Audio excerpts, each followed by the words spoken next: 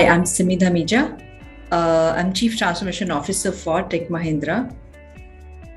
If I were to go back and think about that, the journey of Simmi, I would say I was born and brought up in a very small town of Rajasthan, which is Bikaner. I did my schooling there, moved on for my college education at Jaipur, came to Delhi after marriage, and that's where my professional journey really started. Worked with lots of organizations for, I would say, a grassroots level, looking at the IT as a field of development or a project management.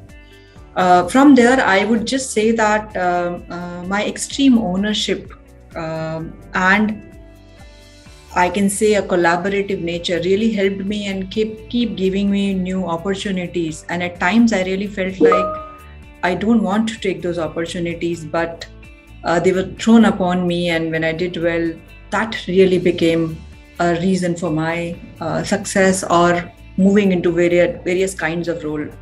If I can take an example, while I was in Interglobe Technologies, I was in project management field.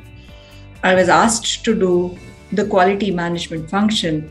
Maybe at that time we were really wanted to go through a quality certification, and we were really not having a owner per se.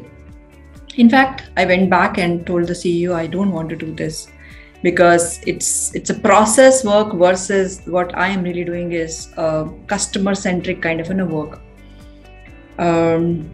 Yes, I was basically said, okay, do it for 6 months and then we'll get another person and all of that. I think that was one of the changing moment for my life because I could manage to work more closely with the senior management of the organization. Therein, when I was leading the Six Sigma program for Pero Systems, that was a time when, again, I would really say that is a time when I interacted and worked much and more closure with the CEO and the executive leadership team there because we were really talking about how do we change the culture of the organization. Moved on from there and joined Tech Mahindra. I've performed various roles in Tech Mahindra, starting from a quality function to a business excellence function to strategy function or a performance management function.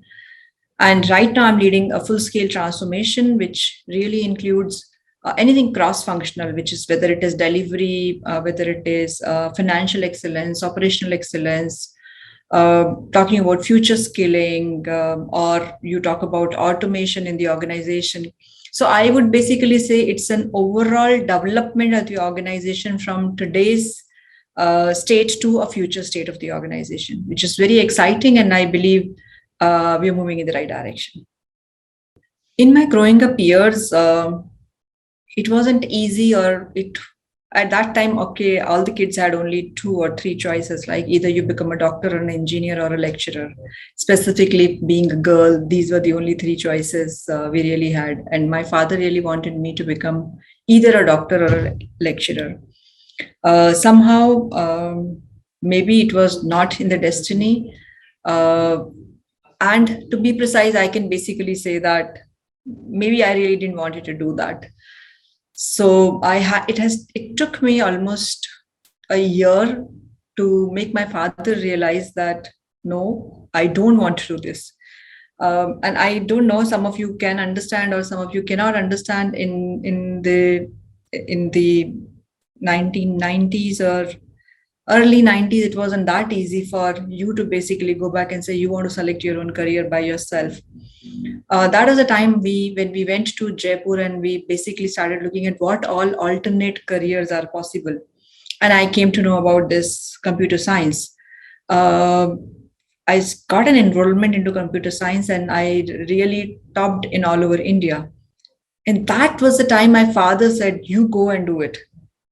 And I would say that's one of the changing moment for me in my life, when all over the world, at least all over the Rajasthan, when my name used to get published, my father really felt proud of it. And he was like, you go and just do this kind of it. So I would say this is an incident would never forget.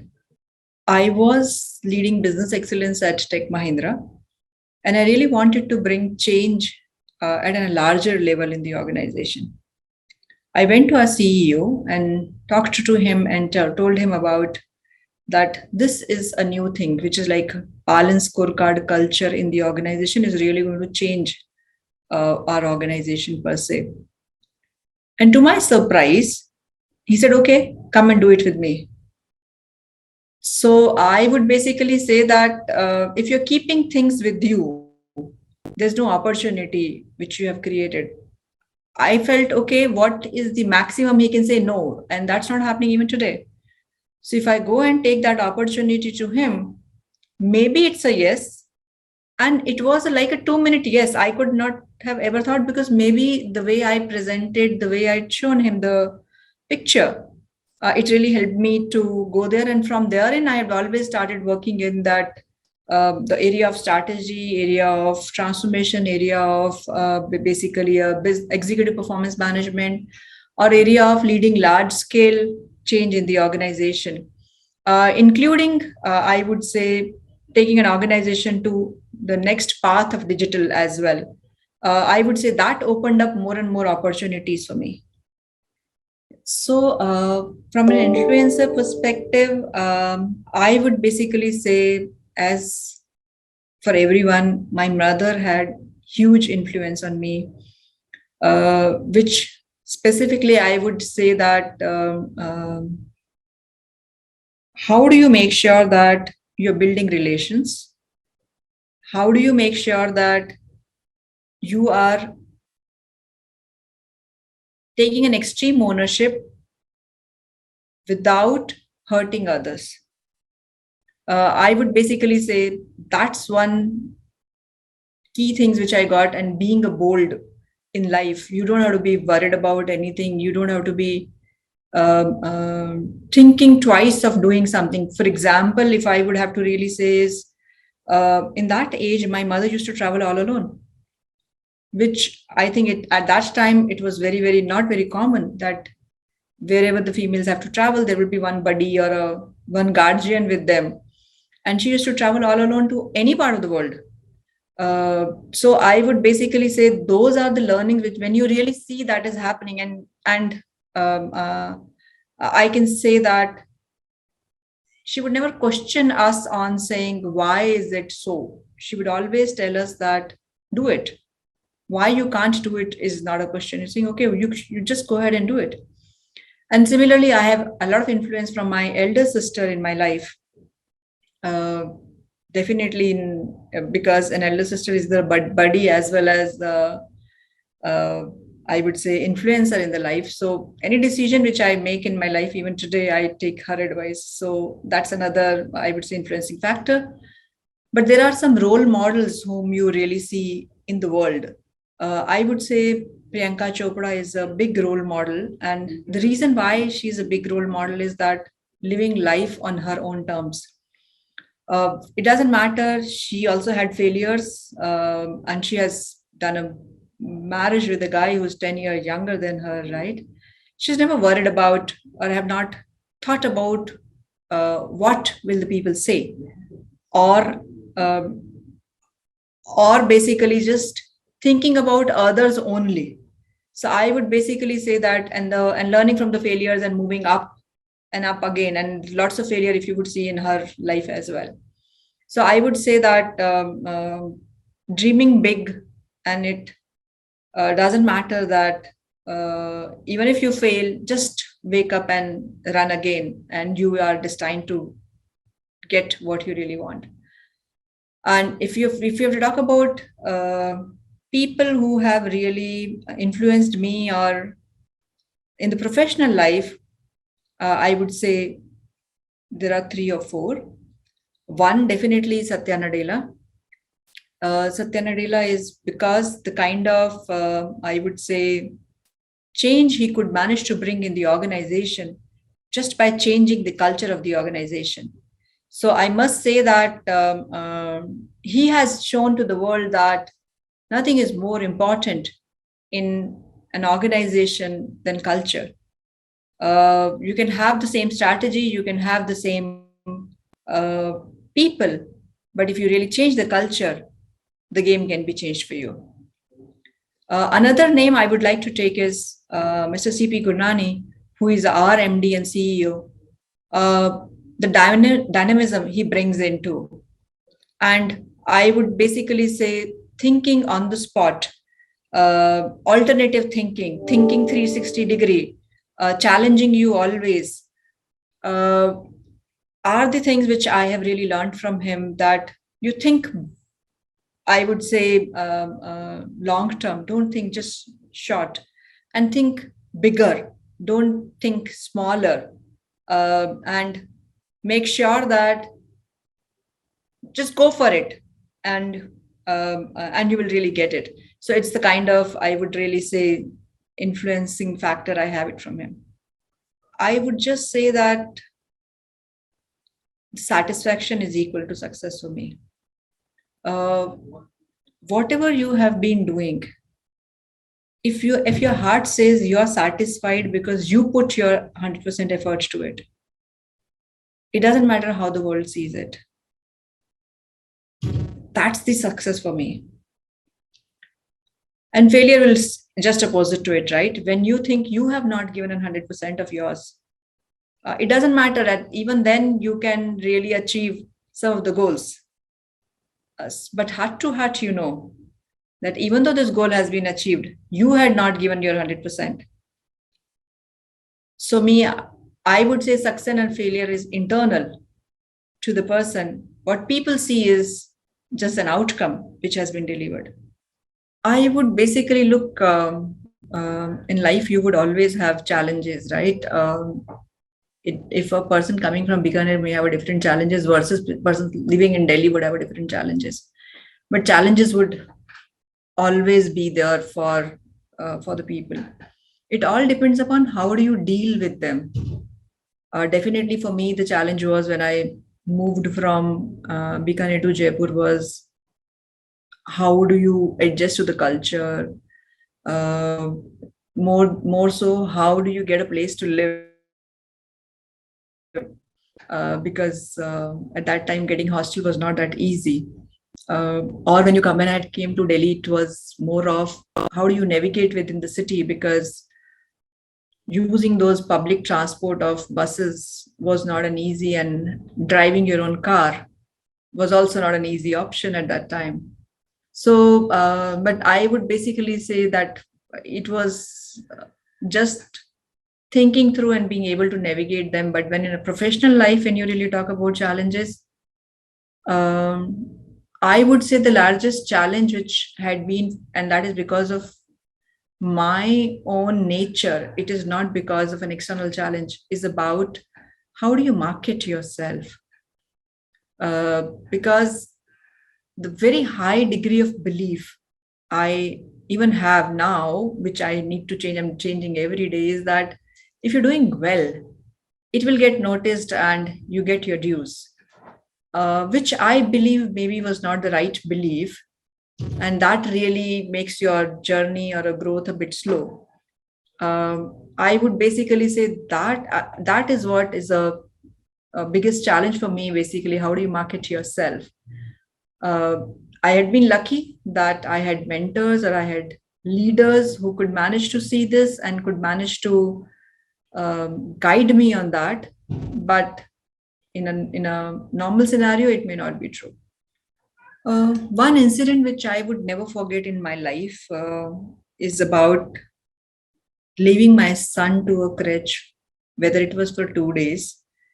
But I felt like most precious thing of my life, I'm leaving at someone else's place. He was just 4 months old. I joined back my office and I left him at crèche for 2 days, and after that we just did some other arrangement, asked my mom to come and other things. But I think I can never forget that 2 days of my life, that when I used to go back to pick him up, the kind of feeling I really had. I would basically say is that yes, being a mother and doing your job at that time wasn't easy. Today, if you would really see, it is being government mandated to really have crèche in the office or near the office so that people can go and meet the kids at least once or twice in a day. I would say, and I would really commend the government's effort in that, because that incident I can never forget in my life.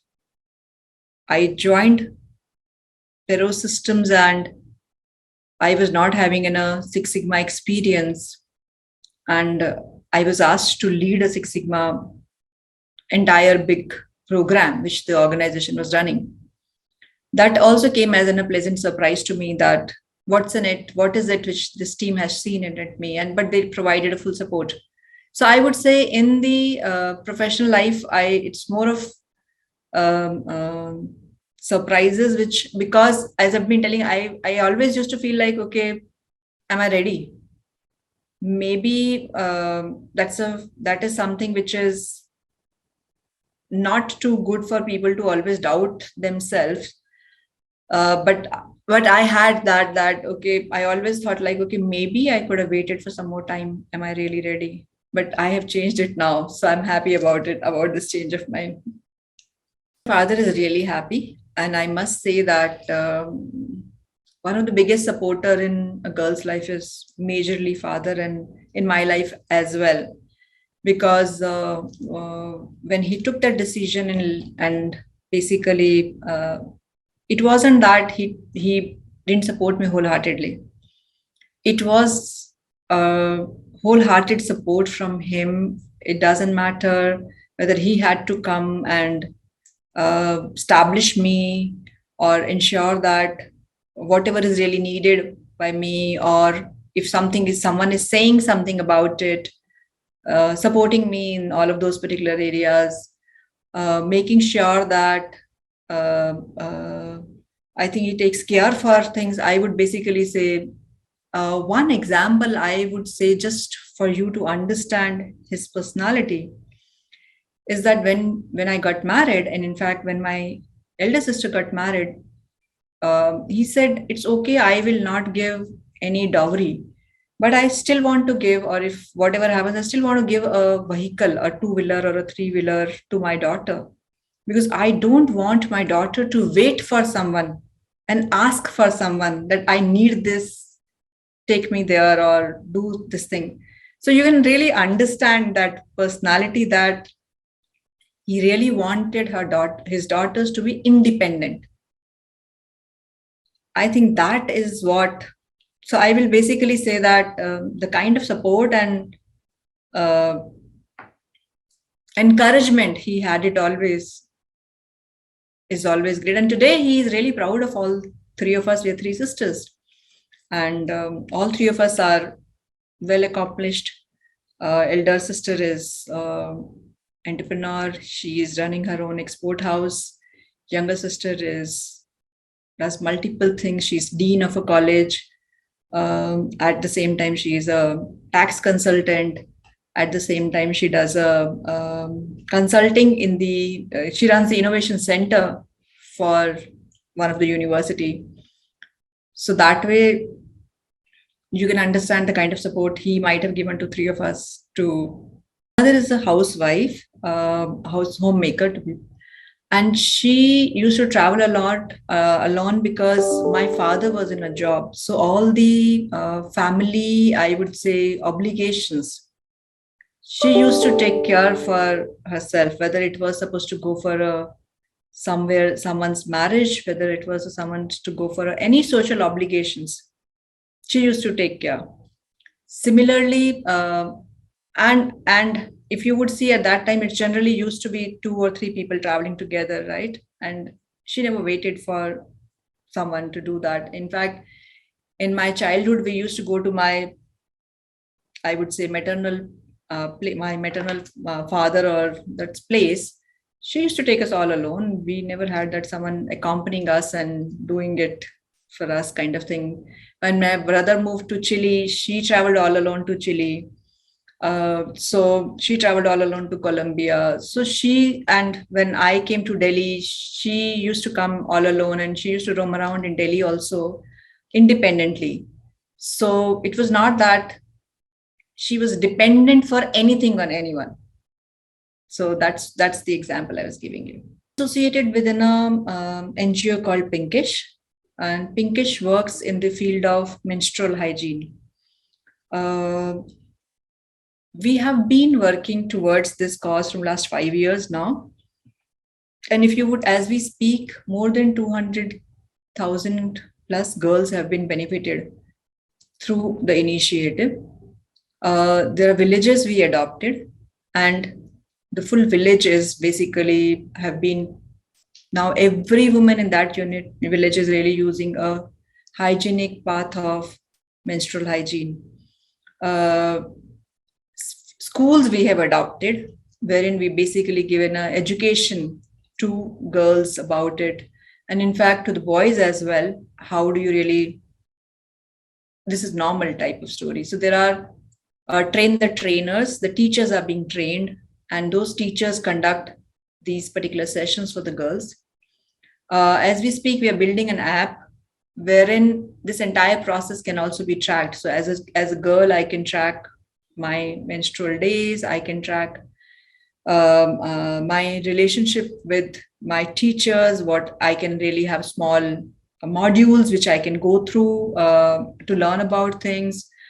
I can track my medicine schedule and all of those things. But that app is in development. Other areas I did share it with you. So I think whatever best we can do, we're trying our level best. From sustainability perspective, I would first say that my organization has made us so much aware that sustainability is not an option. It has to be part of your life.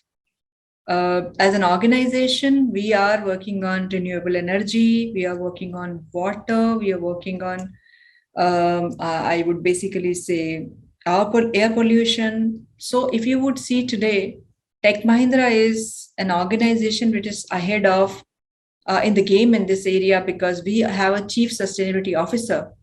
And that is where we do basically define our strategy and work on it. So whether it was being a carbon neutral, whether it was focusing on renewable energy, or whether it was working on a solar energy, tracking our climate change, what's an impact happening on it, and how do we really support on it, or we have something called green marshals in the organization. So I think long back, around 4 years back, we all took a pledge of basically ensuring that the world is sustainable. Completely no to a single-use plastic, car sharing wherever possible, and maximum car sharing, planting trees at a personal level. I can basically say are the few things which I take care for. To young Simmi, I would just say two things. One, I would say believe in yourself. Second, it's not just believe in yourself. Also make sure that others see it. So it's not only that you can do it. It is also about that others feel that you can do it. I think that is what I would basically say. I always had believe in myself, but never felt that it is important that others should also see it, that you can do it. I don't think so. Anything I would like to undo in my life. And the reason which I don't want to undo anything in my life is because whatever was done, there was a reason or a purpose behind that. And you cannot change it in isolation until you change that entire setting around it, which is not possible. I think there has to be only one thing, which is the most important thing in the mankind, is sustainability. Yes, businesses will continue. Businesses are there today as well. But I would like to do a lot more in the area of sustainability. Whether it is we're talking about what is my organization doing? I did talk about what am I doing, but it was very, very small impact today. I think I would like to do something which touches the whole world, which really is making a change. Like I shared with you in the field of menstrual hygiene, wherein today also we are touching only 200K females. My vision is going to be that, okay, how do we make it happen for the whole world? Each and every female in the world is using a hygienic medium for during their menstrual periods. And similarly, in case of a sustainability, how do we make sure that as a world we really have carbon neutral world? All of us are working together on that. In whatever way I can contribute, I would like to contribute.